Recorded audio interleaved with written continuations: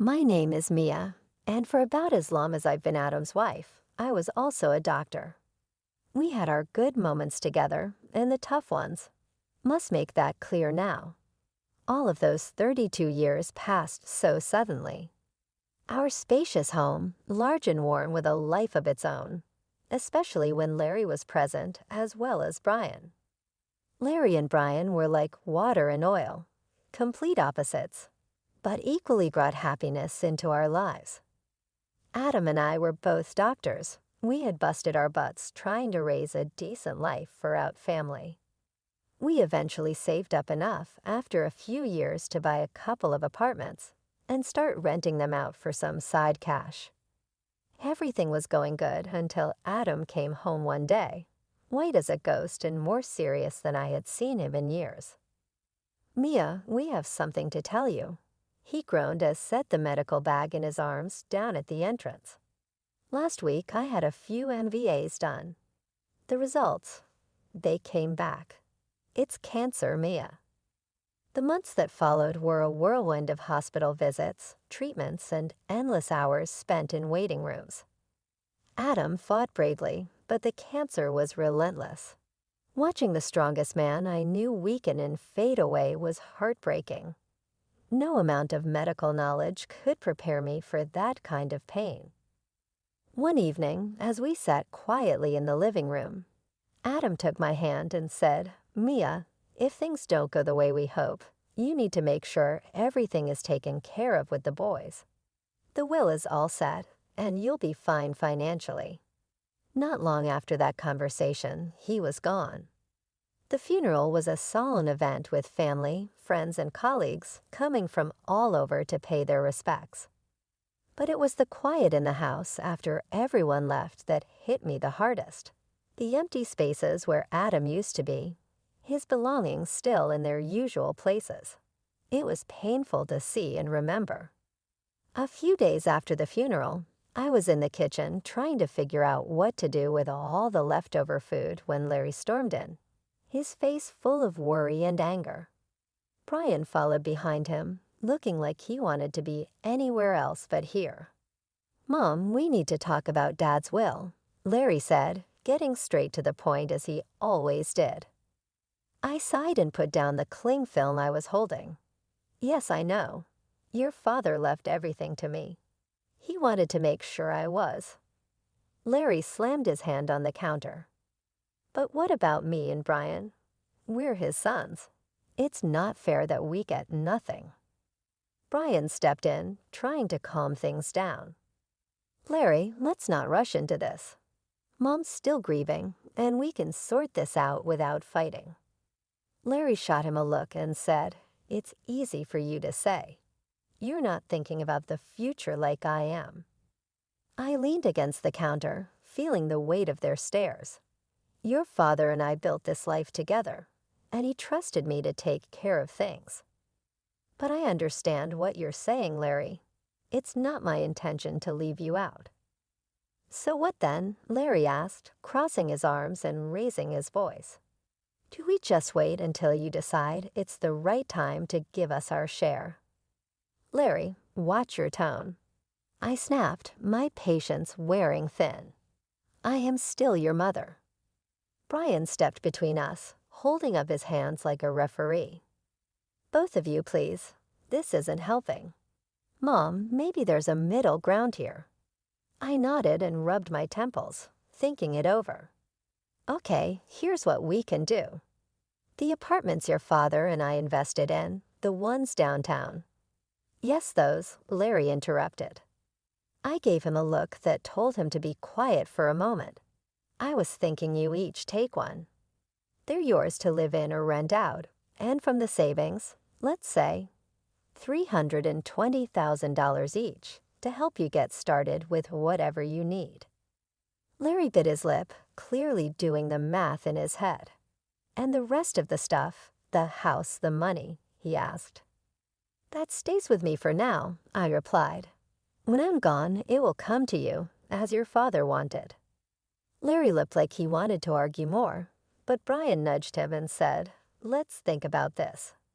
It's a fair start. Mom's not leaving us with nothing." Larry finally nodded, though he still seemed unhappy. "Fine, but I want this in writing, Mom. No more surprises." Of course, I agreed. We'll get everything documented properly. As they left the kitchen, I could hear Brian whispering to Larry, "Give her a break, will you? She's doing her best." Larry muttered something under his breath that I couldn't catch, and honestly, I didn't really want to. As I washed up the dishes, I wondered if Adam could see us and what he would think.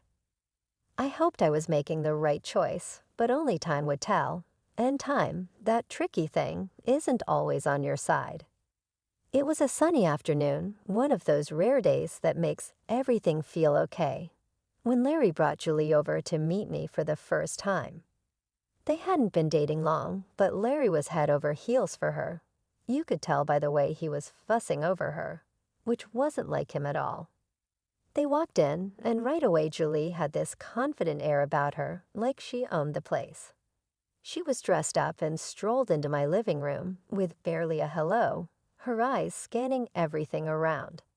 "Nice place you've got here," she said, flipping her hair back as she sat down without waiting to be invited. Larry was sitting beside her, grinning like a fool. I forced a smile, trying to be a good host. "Thank you, Julie. Can I get you anything? Coffee, tea?" "Coffee sounds lovely," she replied, then turned to Larry. "Babe, make sure it's black, no sugar." Larry nodded and headed to the kitchen, leaving me alone with her in my own living room, feeling like I was the guest. The silence was awkward until she finally spoke. "So Larry tells me you're pretty well off," she said, looking around at the decor. "I'm used to a certain standard, you know. My parents made sure of that." "That's good to hear," I said, not really sure what else to say. Larry came back with a coffee and handed Julie her cup. She took a sip and made a face. It's all right. Anyway, we've been talking about our future together, planning ahead, you know." "That's wise," I said, glancing at Larry, hoping he'd give me some clue about where this conversation was going. Julie set her cup down and said, "Yeah, and speaking of planning, we've been thinking about the wedding. You know, I want something special. Larry has probably told you. I saw this place that's perfect for a rehearsal dinner, but it's a bit pricey. It's about $50,000. I almost choked on my coffee. $50,000, just for the rehearsal dinner. Larry jumped in. "Mom, it's important to Julie. We want to start things off right." I put my cup down, feeling a storm brewing inside. "Look, that's a lot of money for a dinner, Julie. We need to be reasonable." Julie's face hardened. "Reasonable? Larry says you have the means. I don't see why we should compromise on something that important." Larry was nodding along with her, but I could see the unease in his eyes. He knew he was asking too much. "I'm all for celebrating," I said, trying to keep my voice calm, "but $50,000 is more than I can justify." Julie stood up, her chair scraping loudly against the floor. "I'm not used to compromising on my standards, Mia. I made it clear to Larry that I expected a certain standard of living." Larry tried to calm things down. "Mom, maybe we can find a middle ground." "There's no middle ground on $50,000 for a dinner, Larry." "That's final," I snapped, my patience running out. Julie picked up her purse and glared at me. "Fine. If that's how it's going to be, then maybe we need to rethink some things." They left soon after, and I sat there, stunned by what had just happened. The nerve of that girl, coming into my home, drinking my coffee, and telling me how to spend my money. It felt like a slap in the face, a wake-up call I wasn't prepared for. A few days later, I was out at the grocery store when Larry and Julie decided to drop by again. By the time I got home, Brian was awkwardly trying to entertain them in the living room. The tension in the air was so thick that it made me want to turn around and leave, but it was my house, so I gathered my courage and walked in. Julie, all dressed up as usual, handed me a list as soon as I put down my grocery bags. Mia, we've thought a lot about the wedding gifts, and here's what we've decided on. I hope this will be easier for you to handle. I quickly looked over the list she handed me. It was surprisingly reasonable. Kitchen appliances, some nice china, even a couple of pieces of furniture. This seems quite reasonable, I said, feeling a moment of relief. I think these are wonderful choices, really. Larry looked at Julie with hope in his eyes, but just as I was about to discuss where we could buy these items, Julie's expression changed. Suddenly, she gasped. "Oh no, this isn't right. Give that back." She snatched the list from my hands and dug through her purse, pulling out another sheet of paper. Here's the actual list. This new list was nothing like the first. It included an apartment, a luxury car, an exclusive vacation, and even diamond jewelry. My jaw dropped. Is this some kind of joke? Julie didn't flinch. No joke, Mia. These are the gifts we expect. Only the best for our wedding. I stared at her, then at Larry, waiting for him to say something. Anything to show he didn't agree with this craziness. But he just stood there, looking between us, clearly conflicted, but saying nothing. I couldn't hold back anymore. "Larry, why are you letting her do this? You know this is unreasonable." Julie cut in, her voice rising. "This doesn't concern you, Mia. You just need to pay up and keep quiet." Brian stood up, his face serious. "That's enough, Julie. You're not going to talk to our mom like that. This is her house, and you're way out of line. You need to leave now." The room was filled with tension as Larry and Julie gathered their things. Julie was muttering under her breath, clearly angry. "This is ridiculous. We'll remember this." They left, and the door slammed shut behind them. I sat down, feeling the weight of the whole situation pressing on me. Brian sat beside me and put an arm around my shoulders. "We'll figure this out, Mom, but you can't let them push you into giving more than you can or should. It's not right." He was right, of course, but as I sat there with my son, I couldn't help but worry about Larry. How had things gotten so out of hand? How could he not see what this was doing to our family? The silence that followed was filled with unspoken worries and fears for the future. I knew then that this was far from over. It was only going to get harder from here in the weeks that followed. I received constant phone calls from Larry. Each one was more demanding than the last, his tone desperate and sometimes almost frantic. "Mom, you don't understand. I can't look poor next to Lauren's family," he'd argue, his voice cracking with stress. "You have the money. Why can't you just help me out here?" I sat at the kitchen table, the phone pressed against my ear, feeling a knot in my stomach. "Larry, it's not about the money. It's about living within your means.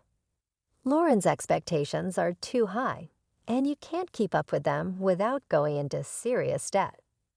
He scoffed, his frustration boiling over. "What do you know about it? I'm not going to live like a pauper. I need more from the inheritance now. The amount you've offered isn't enough." "Larry, I've offered to cover half the wedding costs up to $135,000 and give an $8,000 gift. That's more than generous. Everything has to be agreed upon with me, though, no surprises." There was a pause, then a sharp laugh from him. "That's nothing. You're just being stingy. You have $1 million sitting there. Why are you holding out on me?" "Because it's not just about the money," I replied, my patience wearing thin. "It's about not feeding into this unrealistic fantasy that's going to ruin you." He yelled loud enough that I had to pull the phone away from my ear. "I don't need this. I'll handle it my way." "Forget you." And with that, the call ended. Months passed in silence. I tried to keep myself busy with daily routines, trying not to worry about Larry, but the peace was short-lived. One afternoon, the phone rang, and it was my sister-in-law, Hannah. "Mia, I thought you should know." Hannah's voice was hesitant, careful. "Larry is flying all the wedding guests to Bermuda. He sold his apartment to pay for it and expects you to get there on your own.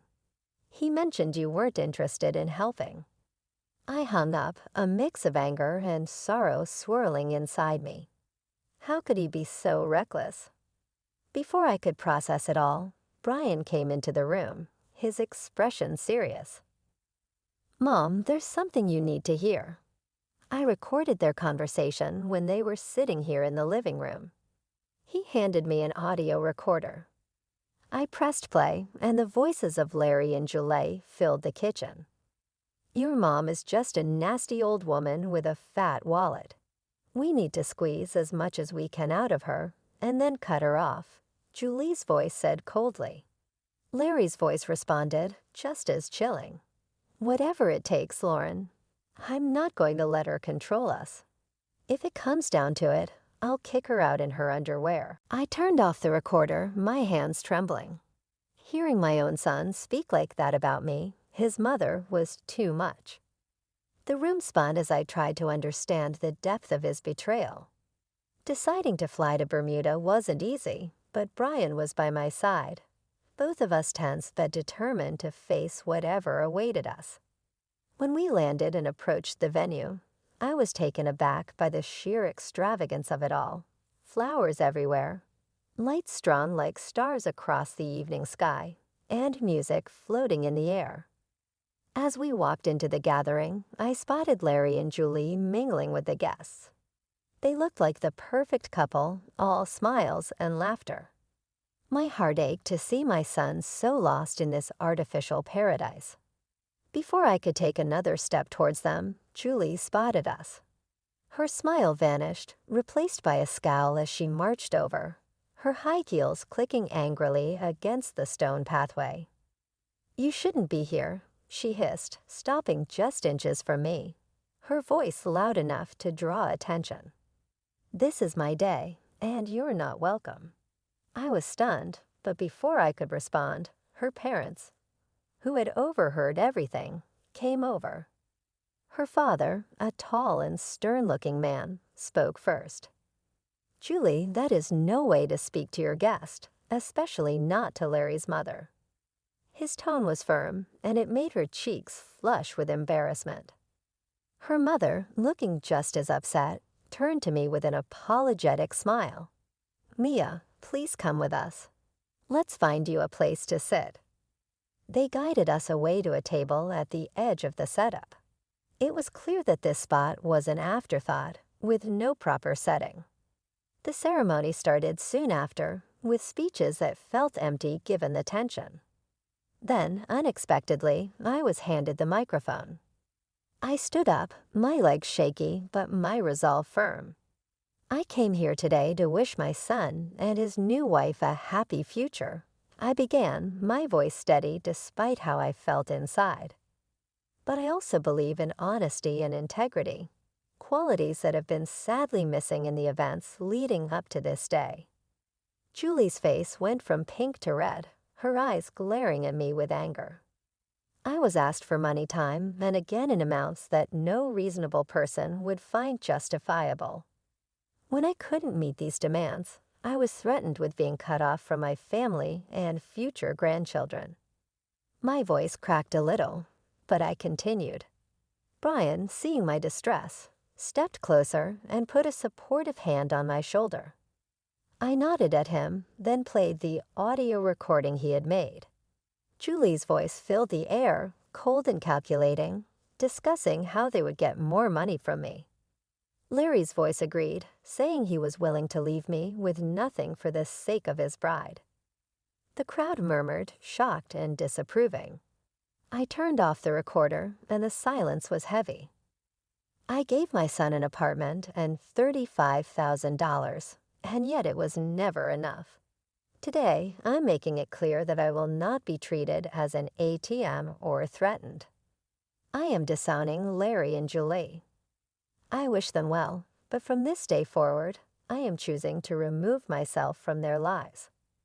The reaction was immediate. Julie screamed, her voice shrill and wild. You've ruined my wedding. I curse you. After everything that had happened, coming back home was bittersweet. In the quiet, I made a decision that even surprised me. I quit my job. I had spent years healing others as a doctor, but now it was time to heal myself and rebuild the life that recent events had shaken. Brian, bless his heart, had just graduated from art college and was full of ideas and ambition. With the $37,000 I gave him, Brian opened his own tattoo parlor. It wasn't just any shop. It quickly became a place where art and skin came together in beautiful ways. Brian put his heart and soul into his work, and it paid off. He started entering tattoo contests, and soon his name was on everyone's lips in the local community. Before we knew it, he was opening more locations, creating a network of salons that became a hot spot for tattoo enthusiasts.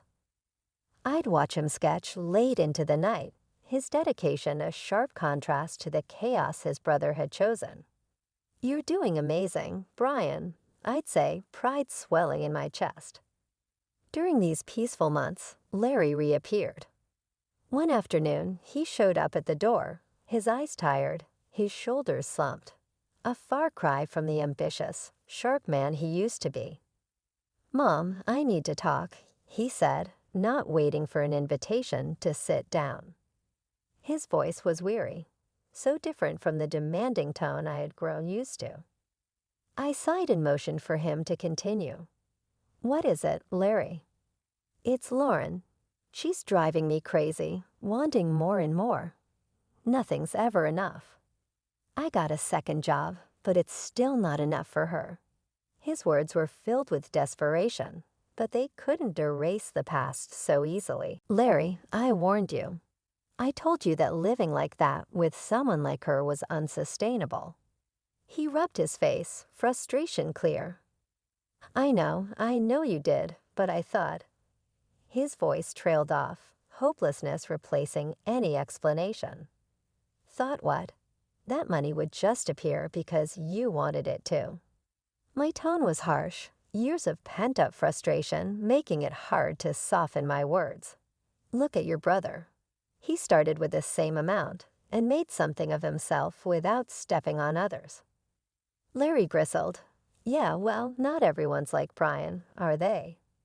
I have rights to the inheritance too, remember. And when you're gone, it'll come to me. That was the last straw. Get out, Larry, I said, my voice cold and firm. And don't come back. Not this time. You chose your path. His jaw tightened, and for a moment, I thought he might argue. But then he turned and walked out, the door slamming shut behind him. As I stood in the silence that followed, Brian came downstairs, having heard the last part of our exchange. Are you okay, Mom? He asked. I nodded, wrapping my arms around him. I am now, thanks to you. Let's just focus on the good we can do and the life we can build. He hugged me back, his presence a comforting reminder that not everything was lost. In that moment, I knew that despite the hardships, the journey was still worth it. We had each other, and that was enough to keep moving forward. After the storm with Larry had passed, our home settled into a calm I hadn't felt in years. It was during this peaceful time that Brian brought someone special home. Her name was Joyce, and she was everything Julie wasn't, kind, humble, and genuinely caring. As the weeks turned into months, their relationship grew stronger, and soon they announced their engagement. The wedding was nothing like Larry's extravagant affair. It was a simple, heartfelt ceremony in our backyard. Flowers from the garden, homemade decorations, and a small group of close friends and family made the day perfect. During the reception, I pulled Brian aside and said, "You've chosen a wonderful woman," my voice thick with emotion. He squeezed my hand and replied, "I learned from the best. giving me a knowing look. Life moved quickly after that. They sold the apartment I had given Brian, added some of their savings, and bought a small, cozy house just a few miles away. One sunny afternoon, while we were having tea in their new living room, Joyce shared some exciting news. "Mia, we're expecting twins," she announced, her eyes shining with joy.